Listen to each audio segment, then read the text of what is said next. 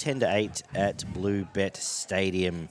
We'll go back to the original style of teams. So they welcome everyone back, Penrith. Edwards, May, Tungo, Crichton, Tuo, Luai, Cleary, Leota starting, Coruscant, Fisher-Harris, Kikau, Martin, Yo.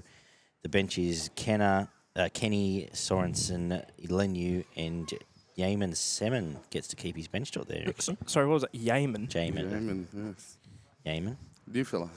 Oh, Jamin. is that what Ricky Stewart calls him? Yeah, We've that's gone the through first. this. That's the first one on the spreadsheet. Or you actually, GT, big shout out.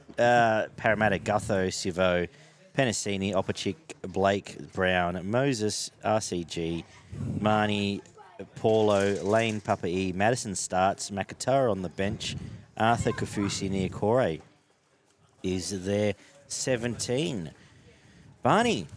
Apparently, it looks like there should be. There's going to be some solid showers between about 8:30 tonight up until about 4 or 5 o'clock tomorrow afternoon, and then should be clearing by the time the game starts. But a wet blue bet. Yes, I guess we've absolutely. got. Who does that favour, and what's your analysis? Should we pick out a few key matchups? We might just give a general overview from each of us, and then just touch on a few matchups. I think a heavy track probably goes into Parramatta's favour. To be honest, just it tightens up the ball playing a little bit, and I should also mention, I did some research. Sorry, I'm going to cut you off here. The two times they've met this year, Parramatta has won both, 24-20 in round 9, and obviously recently 34-10 was the most recent meeting there, ending the streak at Bluebet. Now you can go back to it. I just wanted to wave my dick around a bit. Yeah, nice. First time for everything. The only reason I'd say, obviously Penrith's game is that grit and grind in the middle of the field, but I think obviously with your 13 blokes having a rest the week before, they may just be coming back that little bit rusty, and so, you may find a few heavy legs towards the back end of the game, depending on what kind of training load they've had coming into this one. But yeah, I'm really interested in this match. As you've mentioned, the Parramatta have been really the only team to be able to upset Penrith twice this year. And they've got a game plan that will give Penrith plenty of trouble. I expect Parramatta to start really quickly in this game, and I think the whole thing will come down to how much damage Parramatta can do in the early part of this game, because Penrith may, as I said, be missing that step, may miss the jump a little bit, considering that they had their entire team rested last week. And if Parramatta can put 16 or 20 on them and make them chase in that first half an hour, then Penrith will be doing a real tough job to claw that back. But still wouldn't surprise me if Penrith just come out and slip straight back into gear and keep it nice and close and run away with it at the back end of the game. But are we going to just continue on and do a tip at the end? Yeah, we'll get our final word at the end of each game. Yeah, well, I feel like the rain obviously helps my prediction as well, but I'm tipping sort of a low-scoring close encounter, and I do probably just give the edge to Parramatta in this one, but for the same reasons we've been hearing all week, just because Penrith might be a little bit rusty coming back. I feel like Penrith will still be in the game, but sort of not really look like winning it, but not too dissimilar to when they versed the first time this year, where I think Parramatta, once they got in front for that last 20 minutes or so, I think they sort of looked the more likely team. But then again, as Barney said, with all this talk, there is just the chance that Penrith just do come back fit and firing, and that it's been a positive, that they've had this break and that they're able to just come back and win. And I think that is a possibility, but I would be edging more towards Parramatta, even with the form that they've just shown in recent weeks. Obviously, as well, I think if it is going to be a wet game, maybe you do favour your forwards a bit more in the middle, sort of protecting that ball instead of throwing the ball around as much as you'd think. And I think this year, in terms of game on game, the most impressive forward pack overall throughout the season, I still think has been Parramatta's forward pack. So if they're on, even up against Penrith's great forward pack too, I think they can get the edge, and I think they can just get it done. Look, my narrative has been when Cleary got suspended, my narrative was you can't go into a final first up, 6 weeks off. So there's two ways you either assume Cleary's trained his ass off and worked just as hard and been doing full contact and maybe more to be ready for this. But I'm still saying they've rested. They're now 2 weeks fresh. Luai 1 game in 6 weeks. Cleary 1 game in 6 weeks. Fisher Harris, one game in about a month. I just think the rust has to be there. But I think we'll know early. I think if Cleary's first kick goes out in the full or whatever, then it'll set the tone. If it's pinpoint, he kicks a 40-20 to start the game, then nervous times. And I think Parra will think that way. I think I've said it all year, Parramatta. The way to beat Penrith is to pull their pants down. You've got to get on top, get an 8, 12, 16-point lead, and then make them chase, and that takes them out of their comfort zone. If Parramatta do that, which they're capable of, that's how they win this game, and they know that well. They'll come out fit and firing and just be trying to really bulldoze through and attack those edges, especially those younger players who've been exposed, quite frankly, in the last month. The Tangos and Mays of the world have been attacked in the last month and provided points. So that sets a template there, and I can see if they do that, then especially if it's wet and slippery, that foundation being too much for Penrith to chase, to pull back. But not just I'm not yet saying they can't win the comp, but that it could be a first round loss, and then flip sides of the draw, and Penrith may well meet them again down the road. But very interesting times. Any key matchups, Barney, you thought you might touch on? Or Well, obviously the front row is a massive one. I think you're probably looking at James Fisher-Harris here to take a big... he's probably going to have to take on both of them realistically, and with just through physical aggression, and take on Campbell Gillard and Paulo early. Leota does a fantastic job. Both teams seem to lose a little bit when their front rowers are rotated during the game. Who's missing from Penrith? Domquet, Eisen. This feels like the weakest bench Penrith has produced in a big game for a while. Like, not necessarily knock on Sorensen or Lenu, but what's Kenny and Salmon actually bringing to the table here?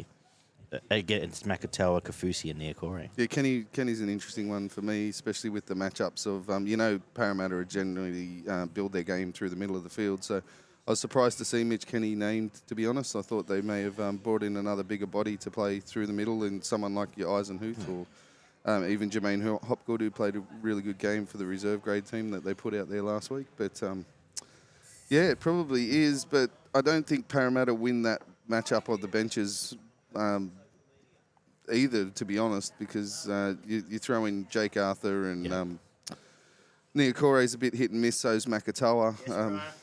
Kafusi is a really strong ball runner, but he has a couple of issues in defence as well. So I'd probably actually give... Even as Penrith does seem to have a little bit weaker bench than they've put out in previous games, I still probably give them the edge with the rotation coming off the bench. And outside backs, like I said, I feel like Penrith's outside, your centres have been a little bit more exposed lately defensively.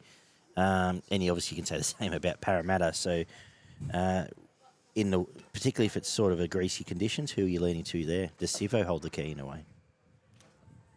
I think Penrith will benefit, obviously, from what they do with their back five coming out of their own end of the field. They generally get really, really big metres from their outside backs and quick play the balls as well, which helps, obviously, the ruck speed and then the forwards getting on the front foot. I think there will be a concerted effort to turn Sivo around. Balls along the ground, getting him going back into his in-goal, which probably does favour Penrith with a bit of speed there. If they can pin him down in his own end and make him take the first hit up, or even force dropouts by having him turned around. Trying to have Bizza scurrying through under him. Yeah, absolutely. I think, and I actually think Penrith will play, especially if it's wet, they'll play a little bit. They won't play as expansive. They'll shorten up their passing, and they'll have your direct runners in your kick-outs, Tago, and things like that, running more direct at players and trying to sort of draw and pass rather than trying to beat them on the outside. Or is this where Yo becomes the gold? He becomes Yo becomes that extra middle Absolutely, player. Yeah. Yeah. Anything to add? Well, for me, at least, my key matchup's the two hookers. I think, honestly, especially, I think it's sort of, is it more of an advantage probably to read Marnie with a bit of a wet track? I think as well. I think his defence will be key. Obviously, Appy can do the same, and I feel like if Appy can match Marnie, the game might come down to the performance of the two hookers. I think Appy probably just adds a little bit more in the way of obviously running out of dummy half. He's a much more explosive runner out of dummy half, and if you can get the markers not square in a greasy pitch, it could cause some problems through the middle of the field.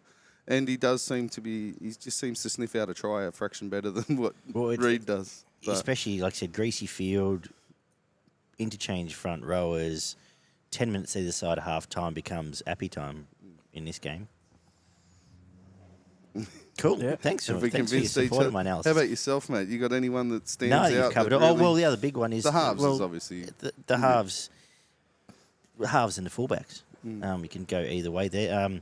So we've named Two of pretty the much big, everybody. We've covered the field, but they match off pretty well. It's I was going to raise Kicking game will be a big the- one, especially if it's wet. this is a big game for but Moses probably has the biggest boot in the game, and Cleary's probably got the most pinpoint boot, and the other two are running 5'8", so very interesting.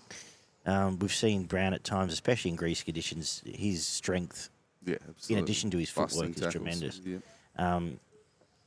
But then the other one we'll touch on is you got two fullbacks here that one's going to run 300 metres, one's going to be the third half. Both are going to be very heavily involved, and strong argument made for Edwards fullback of the year when we sit and think about it all. I don't think he'll get it in a Dally M point of view by any means, but he will be up there. We'll actually give Teddy a run for his money.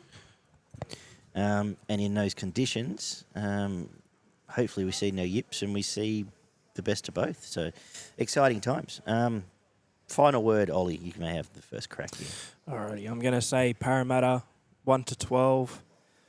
I'll say first try scorer. I'll actually go Clint Gutherson just for a bit of a piss take at the start. Score in front of 15,000 Penrith fans doing the Gutherino. And I'll say man of the match though, Reid Marnie. I don't think we've even seen a Gutherino this year, have we? Against the Tigers. I remember against the Tigers and they lost. It was a Tigers But one. since then, But was it this year we saw the one where we saw the Yeah, it was Titans? Sammy. Did it over. yeah, it. Sammy did it to him. But then that game where the Tigers won, I remember Gutho scoring, Parra was still losing and did the Gutherino and they went on to lose anyway. Did we nearly see one at Magic Round? I can't remember. I feel like Oh, I'm not sure. I can't remember now. Oh, he'd 100% have to do it if he got the first try in this one though. I'm agreeing with you. I'm going Para 1 to 12. I think they're hot. I think they're just smoking at the moment. I think they're in a really they've managed to get everything right. They are Parramatta, so there's always a caveat when you tip Parramatta. Hey, it would be such a Parramatta thing to beat Penrith twice in the regular season, And beat lose by Melbourne 30. twice in the regular Yeah. season, then lose to Penrith and lose to Melbourne on their way out. I'm sticking to my narrative that I've had for 6 weeks that losing Cleary was not good. Injuries haven't helped, and they'll need this game to get everything back into the clockwork. They rely on sort of clockwork, and I don't think this is a clockwork game. I'm going to go man of the match with Sean Lane. We haven't mentioned him, but those edges I've mentioned twice. He will hit one of those holes and he'll score a try or two there. If not, he'll create some havoc and have Gutho just sniffing around looking very good through there. And first try scorer, let's just go all in Parramatta. Sivo just bulldozing, getting enough space. Realistically, though, Taylor May's in the game here with Waka Blake just wandering around looking slightly wackered at times, but... excited for this game because there'll be plenty to talk about. Barn. Yeah, the more we've spoken about it, I've been all geared up to tip Parramatta all week, to be honest, and just today I've convinced myself that I'm going to go the other way. No. I'm going to go with Penrith 1 to 12. I think Yo and Edwards definitely look like they needed a rest in the last couple of games that they played before this week when they did have their rest, and I think that rest will be very important for both of those players, and you're going to see them both very heavily involved. And I think Yo will be man of the match, as you mentioned, just playing that third half, or even sometimes first distributor, and making sure that the ball gets where it needs to go. And I think you're going to see something like a kick-out offload, pulling in the centre, and maybe even the winger that defends 20 metres off his wing, and you have Isaac Tango to score the first try.